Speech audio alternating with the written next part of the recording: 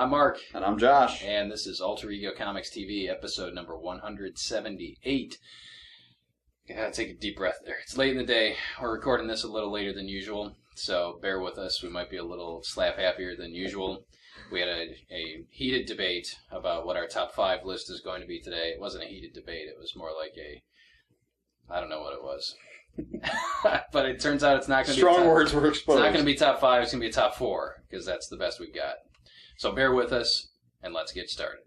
My pick this week is Copperhead, number 1, written by Jay Ferber, artwork by Scott Godlewski, and we got an advance copy of this like a month ago, and I loved it then, and I love it now, and it is basically a space western.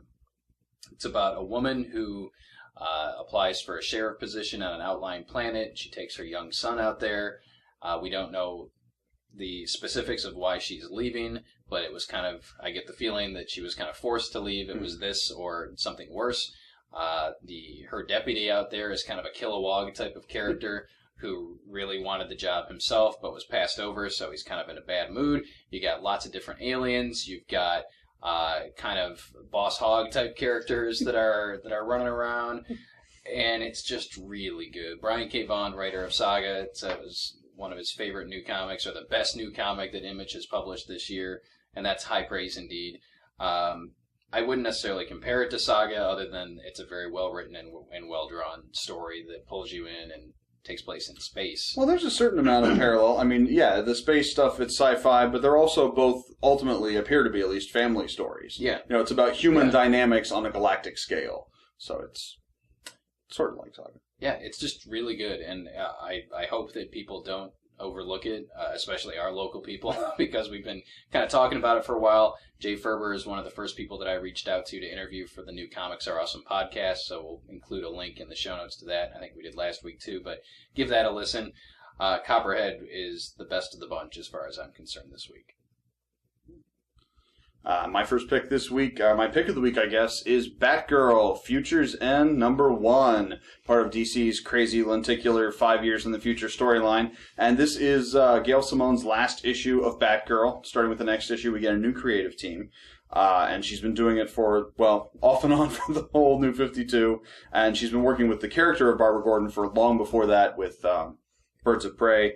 And she's a very well-regarded writer and a fan favorite on the book, and this is a great swan song to Batgirl. We start off with a jump just 2 years in the future, and Barbara is getting married. And I don't know if you notice this, but whenever you read a comic book and something good happens at the very beginning, it always goes horribly, horribly wrong. Yes. And it does. That's in the playbook of how to write comics.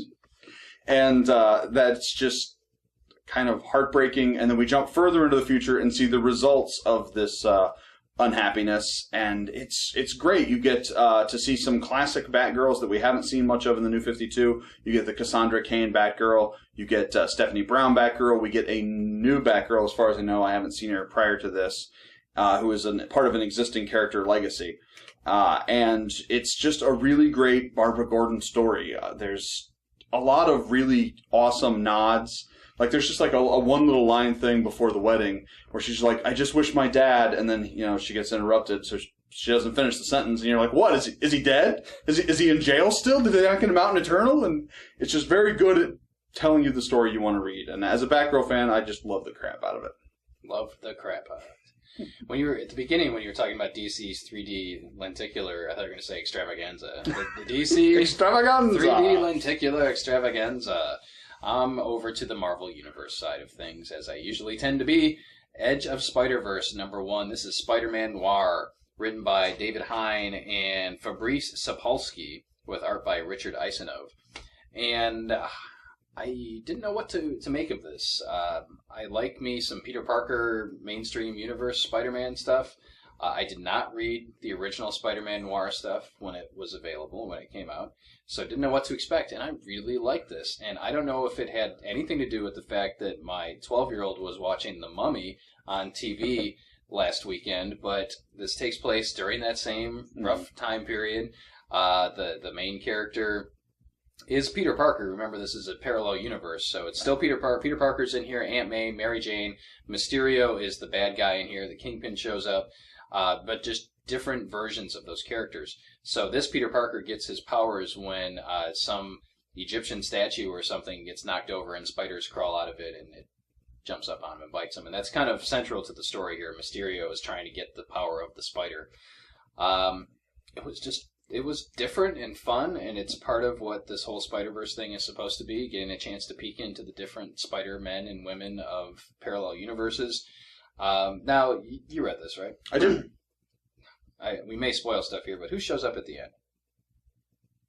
Who's the You're one gonna with have the... to tell me what we're talking about. Is it Spider-Man 2099?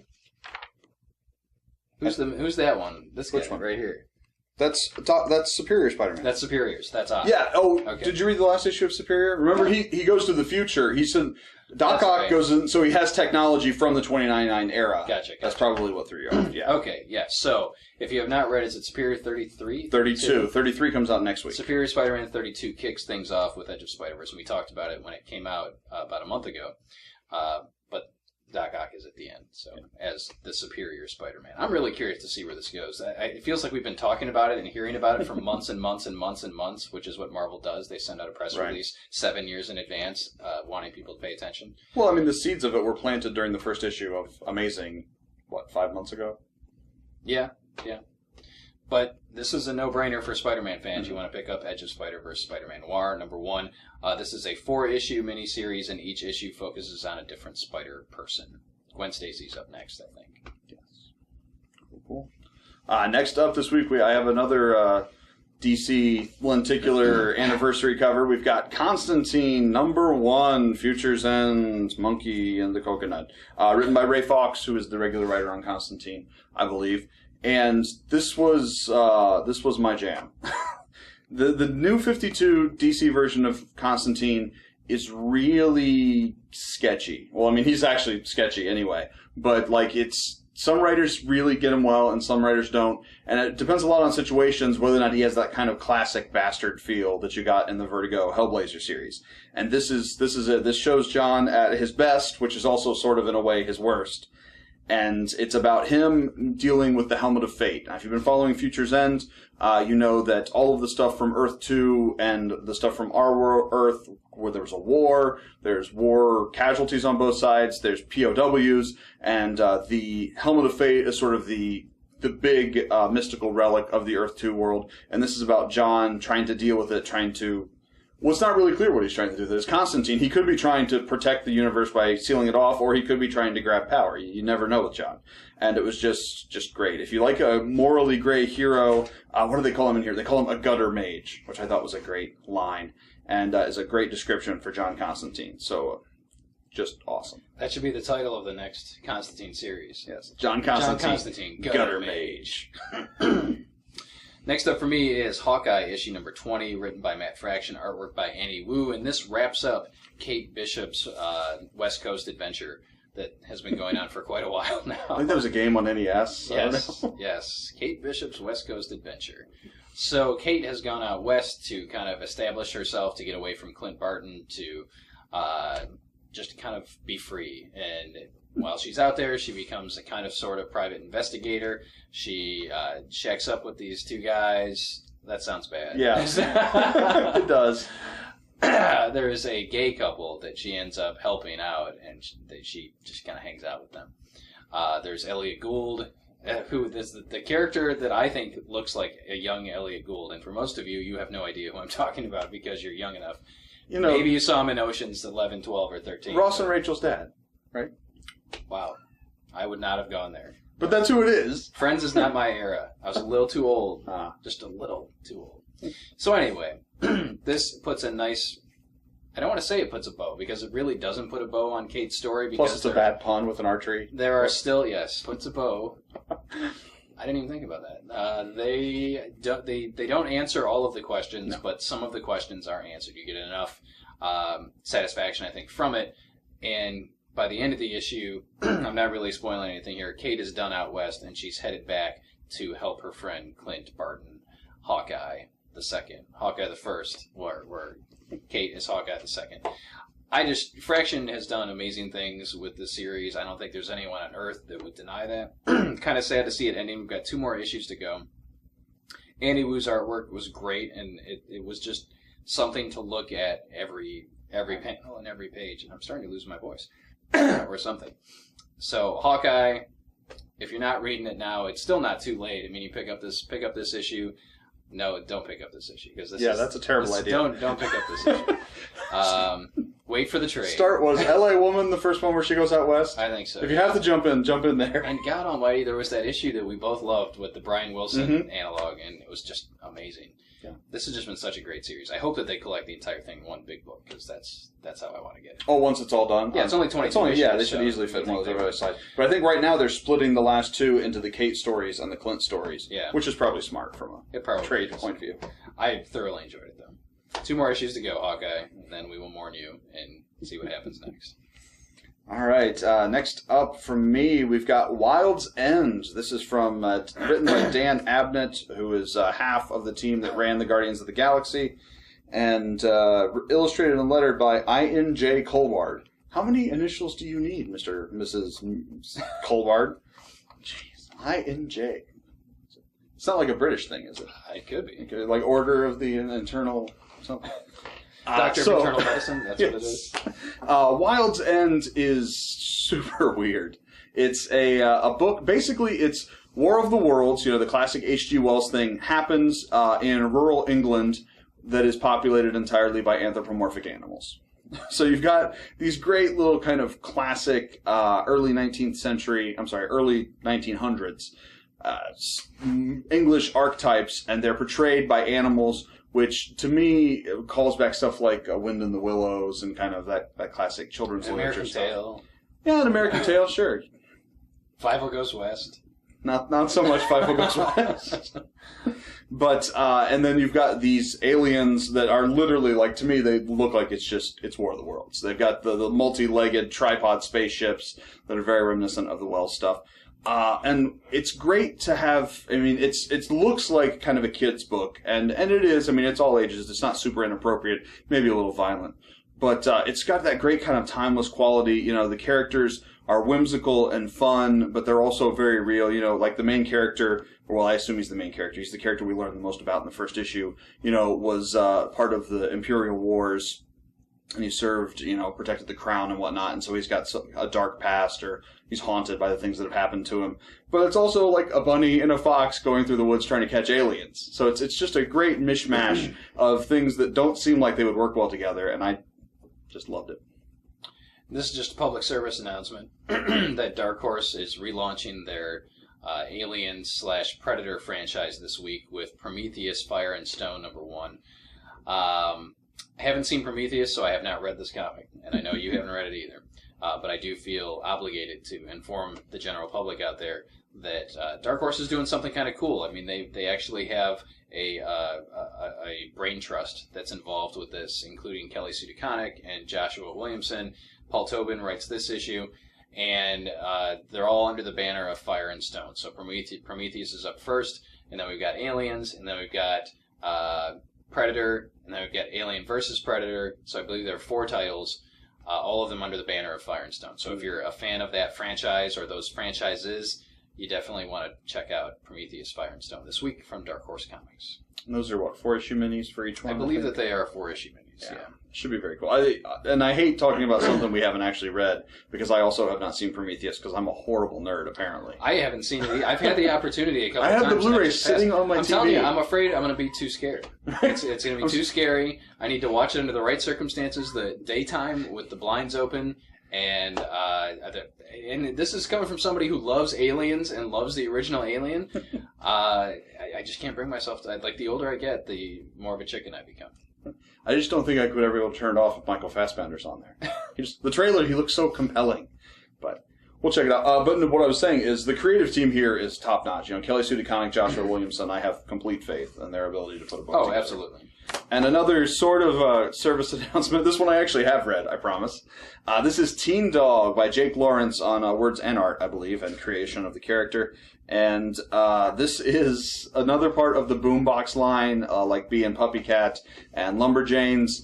And it's just sort of, I don't want to call it young adult, but it definitely is that kind of humor that has... It's young adult humor. I mean, some of the jokes are a little more on the adult side, but by and large, a little kid could read it and enjoy it and think it's cool, but also adults are going to pick up stuff, and young adults. And do you remember... You're not going to help me out on this, are you? I probably All right, so on The Simpsons, there was the Itchy and Scratchy and Poochie episode. Basically, they wrote in Homer's voice as a dog called Poochie on this cartoon, and he was like totally sell-out hipster 90s. He had a backwards hat and sunglasses. And that is exactly what Teen Dog reminds me of.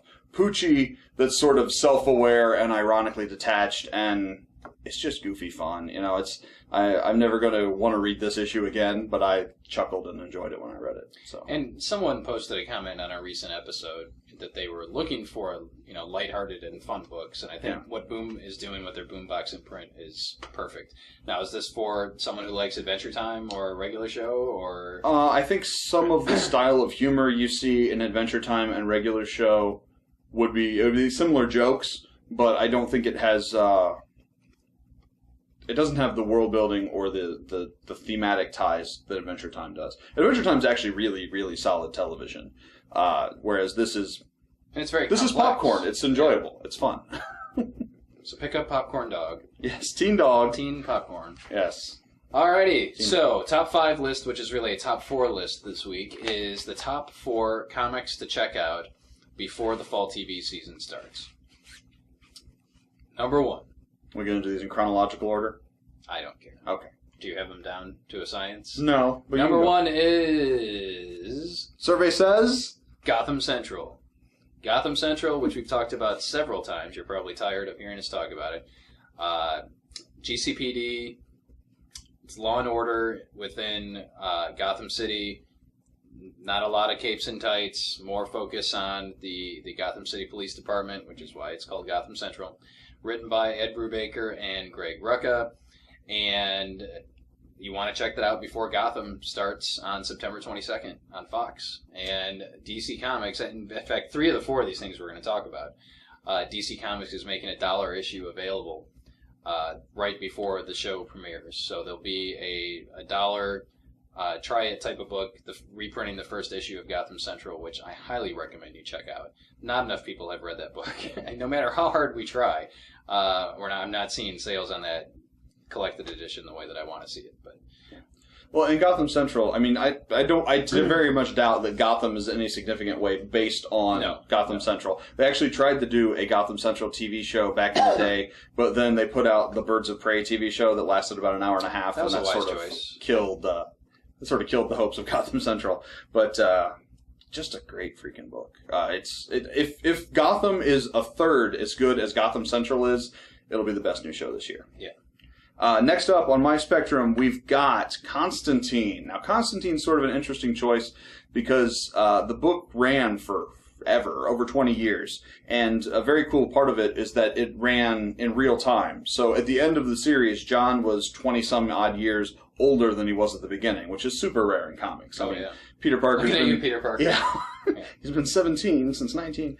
But really sort of the archetypical, the great run on Hellblazer would be Garth Ennis's Dangerous Habits. And this is the part that was loosely inspired what we saw in the Keanu Reeves cinematic abortion called Constantine. But basically, John is dying of lung cancer, and if you're John Constantine and your death is imminent and you've pissed off a whole bunch of people in the afterlife, what do you do to get out of it? And the solution is, again, one of the great moments in Constantine mythos where you prove that he is a genius and a bastard all at the same time. Just a great checkout. It's available in softcover. It's in hardcover. I believe the first issue might even be out as a single $1 issue, too. Might be. And Constantine, I don't know a whole lot about the character. I'm embarrassed to say that because I own a comic book shop, but the trailers I'm seeing for the TV show look really good, and it looks like DC is heavily involved. They announced last week that Jim Corrigan's going to be a character on the show. Which Jim Corrigan? I don't know. The one that becomes the Spectre? Yeah, presumably the one that becomes the Spectre. Okay. The Dr. Fate helmet has been seen in trailers, so could be very cool. All right, well, let's go to some... I'm not going to say familiar territory. I'll leave that to you. We'll go with Flash. Okay. He saved every one of us. Saved every one of us. So the Flash TV series is hitting the CW network very soon, and to celebrate that, DC is reissuing or putting out for the first time, I don't recall which, I think it's the first time, a $1 issue of the first issue of the New 52 run. So this is by Francis Manapul and Brian Bucoletto, if that's how you say his name. But it's as good a place to start as anything else. Well, and the Flash is a tough one because Barry Allen, the main Flash, the Flash in the movie, was dead for most of modern comics history. So if you go to like a real classic Barry Allen story, you're going to get the dated art and the dated writing. And I think the New 52 first volume was very solid. Yeah, well, I think the entire run has been, no pun intended, the Manapul very stuff solid. was very good. So look for that, and that's, again, I think the week that the Flash comes out, you'll be able to find that in your local shop. I know we'll have some copies here. Or pick up the first volume if you're just interested in reading some relatively recent Flash material before the show starts. All right, and I don't know what it is. Moving on to number 4 is going to be Green Arrow. But like in the last 3 weeks, I've had several people come in and like, I just started watching Arrow. I'm like, it's been on for 2 seasons. What did you? Why are you coming in now? Watch live TV anymore. Huh? And that's, I mean, they just worked through. They just watched Battlestar Galactica. And they just finished Lost, so now they're looking for something new to stream on Netflix. They should watch Firefly and then Arrow. But the archetypical basis for Arrow, and the one that will probably serve you best going into the Arrow seasons, is Green Arrow Year 1. And I just completely blanked on the creative team. Andy Diggle and Jock. That's right, Jock. I love Jock. Andy Diggle, for whom the character of Diggle is named. And Jock, for whom the character of Jock in Raiders of the Lost Ark was named. I can only assume. But, yeah, it's great. It is the most modern version of the retelling. It's only, about 6 years old, 7? It's not that old. It was pre-New 52, but not by a lot. Yeah, and it gives you the grittier stuff, the island. That kind of classic look you see in Arrow with the hood over his face is straight out of Year 1. And and it's the best setup to the new the new season of Arrow. And DC is also doing a $1 issue of that. That's right. Which will be out the week that Arrow premieres. So for $3 you can get. Kudos to DC. At least you're doing that right. At least you're putting out $1 books that tie in with your mainstream characters. There will also be a $5 version of the $1 books with lenticular covers and not really. It'll be a lenticular extravaganza. So there you have it. It's a top 4 list, but it's just kind of a heads up. A lot of everyone's familiar with the characters of the Flash and Green Arrow and the Gotham City characters. Constantine probably less so. So we wanted to give you some good starting points. Any rumors that we'll see Swamp Thing in the Constantine show? You know what? I never say never. I think if you've got the right players involved, if Jeff Johns is involved to a certain extent, and if Warner Brothers is willing to have the TV universe be their Marvel Cinematic Universe, because we've been told that Warner Brothers is their TV universe and their movie universe are going to be 2 separate things, unlike the Marvel Universe where there's obviously some crossover. Right. So yeah, if they want to focus all their efforts on the small screen, and obviously Arrow has been a hit with fans. Oh, absolutely. Bringing in lots of different characters, and there was the tease in the Suicide Squad episode with Harley Quinn. There's the sky's the limit. We're living in a new golden age. I've been saying that. I have been saying that about comics for about 10 years. But as far as TV and movies featuring comic book characters and based on comics, this is new territory. It's a wonderful time to be alive. Yeah. So thank you for watching. Leave us some comments below. Share this with your friends and give us a thumbs up. Rate and review it. And then, again, we'll put links in the show notes to the Comics Are Awesome podcast, because we'll have a new episode that goes up about the same time that this new episode goes up. And so give that a listen. See you next time.